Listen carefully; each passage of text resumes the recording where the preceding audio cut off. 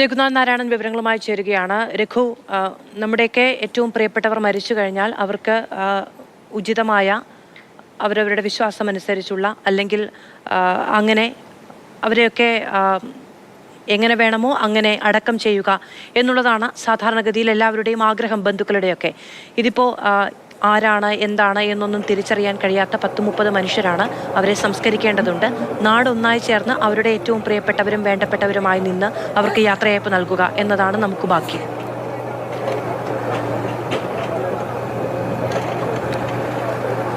അതെ മാധു, കാരണം ആരെന്നോ എന്തെന്നോ അറിയില്ല.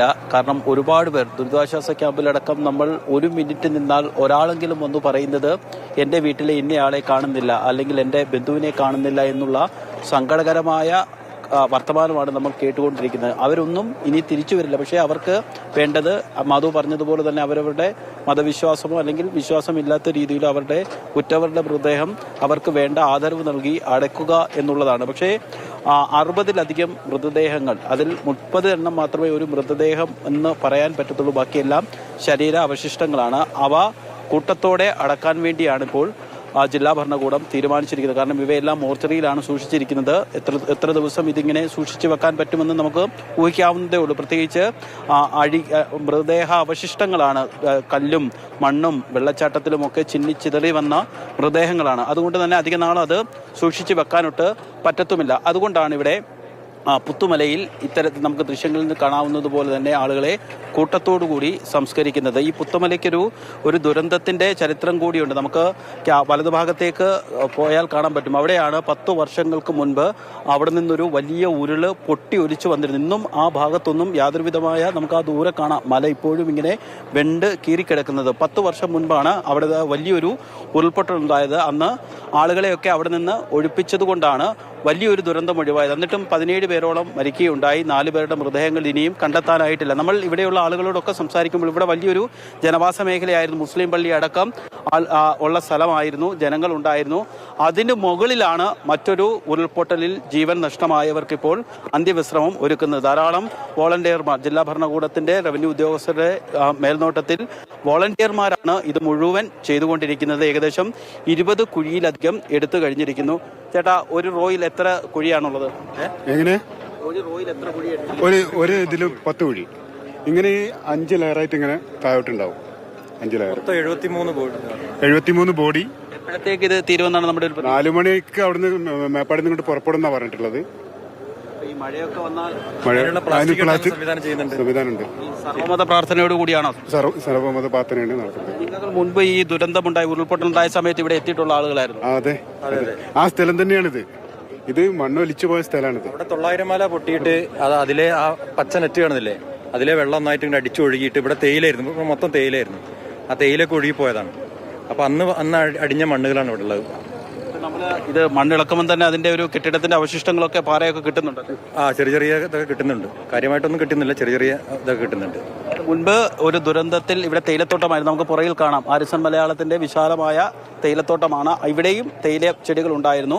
വലിയ ഒരു ഉരുൾപൊട്ടലിൽ ആ തേയില കംപ്ലീറ്റ് നശിച്ചു പോയതാണ്. ലയങ്ങൾ ഒഴുകിപ്പോയി. ഞാൻ പറഞ്ഞതുപോലെ 18 ആളുകൾ മരിക്കുകയും ചെയ്തു. 3-4 പേരുടെ മൃതദേഹങ്ങൾ ഇതുവരെ കണ്ടെടുത്തുമില്ല. അന്ന് വലിയ രീതിയിൽ ആളുകളെ അവിടെ നിന്ന് ഒഴിപ്പിച്ചത് കൊണ്ടുമാണ് ഇന്നത്തേന് സമാനമായ ദുരിതം അവിടെ ഉണ്ടാകാതിരുന്നത്. മുകളിൽ കാണുന്നതാണ് സർവമത മൃതദേഹങ്ങൾ ഒന്നിച്ചു വെച്ചുകൊണ്ട് സർവമത പ്രാർത്ഥന നടത്തിയ ശേഷം ആളുകളെ സംസ്കരിക്കാനുള്ളൊരു തിരക്കിട്ട ജോലിയാണ് നടന്നുകൊണ്ടിരിക്കുന്നത്. കാരണം വൈകുന്നേരത്തോടു കൂടി തന്നെ ഇന്ന് തന്നെ സംസ്കാരം പൂർത്തിയാക്കേണ്ടതുണ്ട്. കാരണം എപ്പോഴാണ് മഴ പെയ്യുക എന്ന് അറിയില്ല. അന്തരീക്ഷം നിലവിൽ തന്നെ ചെറിയ രീതിയിൽ മഴക്കാറ് വരുന്നുണ്ട്.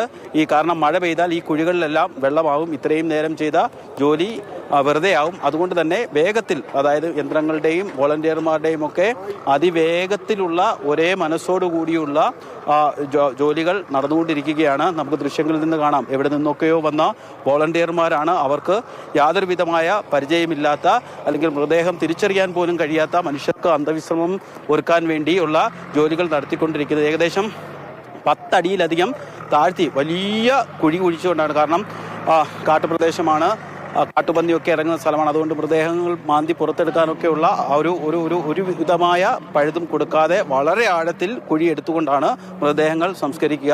ഇത് ആരുടേതാണെന്നറിയില്ല. കാരണം കാണാതെ പോയ ആളുകൾക്കിടെയൊക്കെ പ്രതീക്ഷ അവരുടെ വേണ്ടപ്പെട്ടവരായിരിക്കാം, അവരുടെ പ്രിയപ്പെട്ടവരായിരിക്കാം. അതുകൊണ്ട് തന്നെ ഇപ്പോഴുള്ള ആളുകളുടെ ഇരട്ടിയിലധികം ആളുകൾ വൈകുന്നേരത്തോടു കൂടി ഇവിടെ എത്തും. കാരണം അവർക്കറിയില്ല അവരുടേതാണ്, ഒരുപക്ഷെ അവരുടെ പ്രിയപ്പെട്ടവരുടെ മൃതദേഹാവശിഷ്ടമാകാമെന്ന് മനസ്സിൽ കരുതിക്കൊണ്ട് അവർക്ക് അന്ത്യ ഉപചാരം അർപ്പിക്കാൻ വേണ്ടി ആളുകൾ അല്പസമയത്തിനകം ഇവിടെ എത്തും. പുത്തുമലയിലാണ് ഞാനുള്ളത്. പുത്തുമലയിലാണ് മേപ്പാടിയിലെ കമ്മ്യൂണിറ്റി സെന്ററിലേക്ക് മൃതദേഹങ്ങളും മൃതദേഹാവശിഷ്ടങ്ങളും ഒക്കെ കൊണ്ടുവരുന്ന സമയത്ത് ഒക്കെ ഈ പറയുന്നത് പോലെ ഒരു വാഹനം എത്തുമ്പോൾ ഓടിയെടുക്കുന്നത് 10-30 പേരൊക്കെയാണ്. അവരുടെ പ്രിയപ്പെട്ടവരാരെങ്കിലും ആണോ എന്നറിയാനും ആയിരിക്കരുതേ എന്ന് പ്രാർത്ഥിച്ചുകൊണ്ടുമൊക്കെ അതൊരു നമുക്ക് കണ്ടു നിൽക്കാൻ കഴിയാത്തൊരു കാഴ്ചയായിരുന്നു. പ്രിയപ്പെട്ടവരെ തിരഞ്ഞു പോവുകയാണ്, അതിനൊരു ഉത്തരം എന്നുള്ളതാണ് അവരൊക്കെ തേടിയിരുന്നത്. അപ്പോൾ രഘു പറഞ്ഞതുപോലെ ഒരുപക്ഷെ അവരുടെ പ്രിയപ്പെട്ടവരായിരിക്കും എന്ന് പറയുമ്പോഴും ആ നാട്ടിൽ ആരാണെങ്കിലും അവരവൻ്റെ ഇപ്പോഴത്തെ സാഹചര്യവുമായി ചേർന്ന് നിൽക്കുന്നവർ എന്ന് പറയുമ്പോൾ ഉണ്ടാകുന്നൊരു സാഹോദര്യം കൂടിയുണ്ട് അതിന് പിന്നിൽ.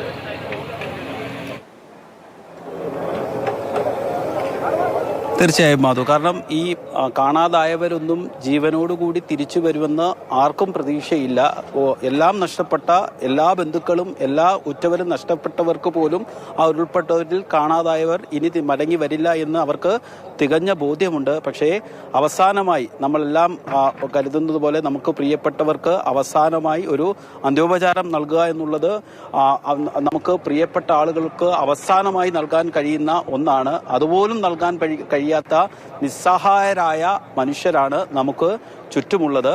കാരണം നമ്മളിപ്പോൾ ഈ കുഴിയൊക്കെ എടുക്കുമ്പോൾ നമുക്ക് കാണാം ആ കുഴിയെടുക്കുന്നതാണ് എത്രത്തോളം ആഴത്തിലാണ് കുഴിയെടുക്കുന്നത്. കാരണം ഈ മൃതദേഹം എന്ന് പറയാൻ പറ്റുന്ന രീതിയിലുള്ള 30 എണ്ണം മാത്രമേ ഉള്ളൂ. അതിനും മുഖം തിരിച്ചറിയാൻ പറ്റുന്നില്ല. കാണാതായ ആളുകൾ, കാണാതായവരുടെ ബന്ധുക്കളൊക്കെ പലതവണ തിരിച്ചറിയൽ പരിശോധനയൊക്കെ നടത്തിയതാണ്. പക്ഷെ ഒരർത്ഥത്തിലും അവരുടെ വേണ്ടപ്പെട്ടവരാണ് ഇതെന്ന് തിരിച്ചറിയാൻ കഴിയാത്തത്ര രീതിയിൽ മൃതദേഹത്തിന്റെ ഒരു രൂപം മാറിപ്പോയിരിക്കുന്നു.